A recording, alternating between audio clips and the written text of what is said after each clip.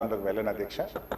ముందుగా అసలు ఈ మూసీ మోడర్నైజేషన్ ప్రాజెక్టుకు ఎంత ఖర్చు అవుతుంది?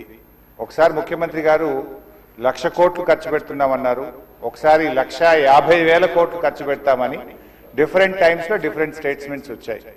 అసలు ఈ మూసీ ప్రాజెక్టు సుందరీకరణ మీద రాష్ట్ర ప్రభుత్వం ఎంత ఖర్చు పెట్టాలనుకుంటుంది?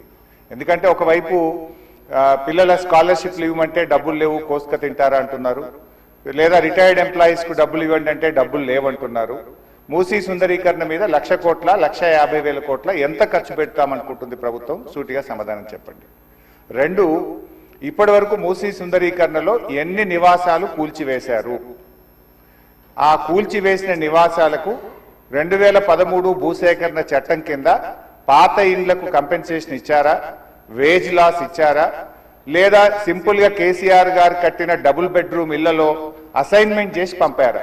2013 భూసేకరణ చట్టం ప్రకారంగా 14.5 లక్షల రూపాయల డబ్బు ఇవ్వాలి వాళ్లకు, పాత ఇంటికి R&Bతో ఎస్టిమేట్ చేసి డబ్బులు ఇవ్వాలి, అదేవిధంగా సెలబుల్ రైట్స్ తో కూడినటువంటి 200 గజాల స్థలంలో కట్టిన ఇల్లు ఇవ్వాలి. ఆ రకంగా ఇచ్చారా? ఇవ్వలేదా? ఇస్తే ఎప్పట్లోకి ఇస్తారు? ఎన్ని నివాసాలు కూల్చారు? ఇంకా మీరు ఐడెంటిఫై చేసి కూల్చవలసిన ప్రభుత్వ ప్రైవేటు ఇల్లు ఎంత భూమి ప్రభుత్వ ప్రైవేట్ సేకరిస్తున్నారు? సమాధానం చెప్పండి. నంబర్ 3, గౌరవనీయులు మంత్రి గారు మాట్లాడుతూ ఆన్సర్ సిలో ఏమన్నారంటే హెచ్ఎండబ్ల్యూఎస్బి నీటిని హిమాయత్ సాగర్, ఉస్మాన్ సాగర్ లో పంపిణీ చేయడానికి చేపట్టింది. మూసీ నదిలోకి ఎప్పటికప్పుడు విడుదల చేయడానికి 2.5 టీఎంసీలు రిజర్వ్ చేయడం జరిగింది అన్నారు. అంటే స్వచ్ఛమైన గోదావరి జలాలను మూసీలో వదులుతామన్నారు, సంతోషం.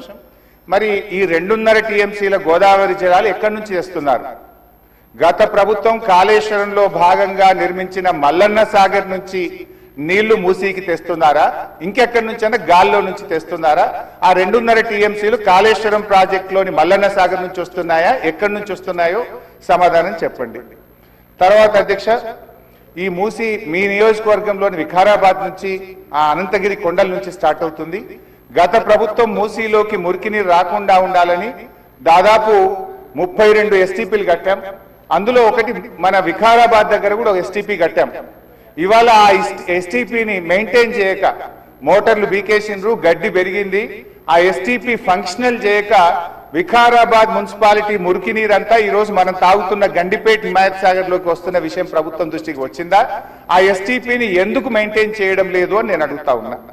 గత ప్రభుత్వ హయాంలో మేము మూసీలోకి మురికి నీరు రాకుండా ఉండాలని 32 ఎస్టీపీలు కట్టాం. మరొక 39 ఎస్టీపీలు కట్టడానికి కేంద్ర ప్రభుత్వానికి అమృత్ పథకం కింద మేము ప్రతిపాదనలు పంపాం. అవి మంజూరు వచ్చాయా? ప్రారంభించారా? ఏ దశలో ఉన్నాయో సమాధానం చెప్పండి.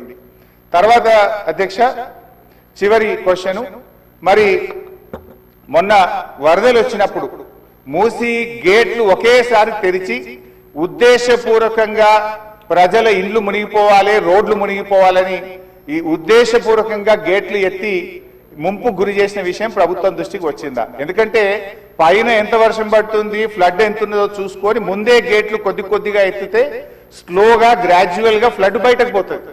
కానీ గేట్లు ఆపిపెట్టి ప్రాజెక్టు మొత్తం నిండిన తర్వాత ఒకేసారి గేట్లు తెరవడం ద్వారా ఓఆర్ఆర్ యొక్క మరి పక్కనుండేటువంటి రోడ్లు కానీ ఓఆర్ఆర్ యొక్క మన పక్కనుండే రోడ్లు, ఇండ్లు ముంపు ఉద్దేశపూర్వకంగా కావాలనే ప్రభుత్వ పెద్దల యొక్క ఆదేశాలతో ఈ గేట్లు ఎత్తి ముంపు గురి చేసిన విషయం ప్రభుత్వం దృష్టికి వచ్చిందా? ఎందుకు ఆ రకంగా గేట్లు ఎత్తారు?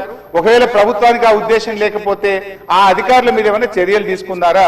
సూటిగా సమాధానం చెప్పాలని చెప్పి నేను కోరుతా ఉన్నా అధ్యక్ష. చివరిగా నేను చెప్పేది, మీరు పేదవాళ్ళ ఇంటికి రాకండి. మూసీ సుందరీకరణ పేరిట పేదల ఇండ్లు కూలగొడితే బీఆర్ఎస్ పార్టీ సీరియస్ గా వ్యతిరేకిస్తుంది. అవసరమైతే బుల్డోజర్లకు అడ్డంగా పడుకోనైనా అడ్డుకుంటామని గతంలో చెప్పాం. ఖాళీ స్థలాలు ఉన్నాయి, మీరు ఖాళీ స్థలాల్లో దాన్ని డెవలప్ చేయండి. మూసీలోకి గోదావరి నీళ్లు తెండి, మురికి నీరు లేకుండా చూడండి. కానీ మూసీ పేరిట పేదల ఇండ్లు కూలిస్తే మాత్రం బీఆర్ఎస్ పార్టీ ఎంత మాత్రం ఒప్పుకోదని మీ ద్వారా ప్రభుత్వాన్ని తెలియజేస్తున్నాం.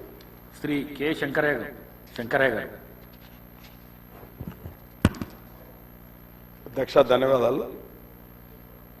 మూసీ పునర్జీవ ప్రాజెక్ట్ చేపట్టడం ఈ మహానగరానికి మంచి శుభసూచకం. ఇప్పుడే కానీ ఇటువంటి కార్యక్రమం చేపడతా ఉన్నప్పుడు కొన్ని అడ్డంకులు వస్తూ ఉంటాయి, కానీ ప్రజలు చాలా ఆనందంగా ఉన్నారు. ఈ మూసీ నదిని ఏదైతే ప్రభుత్వం ఆలోచన చేస్తూ ఉందో అది ముందుకు తీసుకుపోవాల్సిందే. దానికి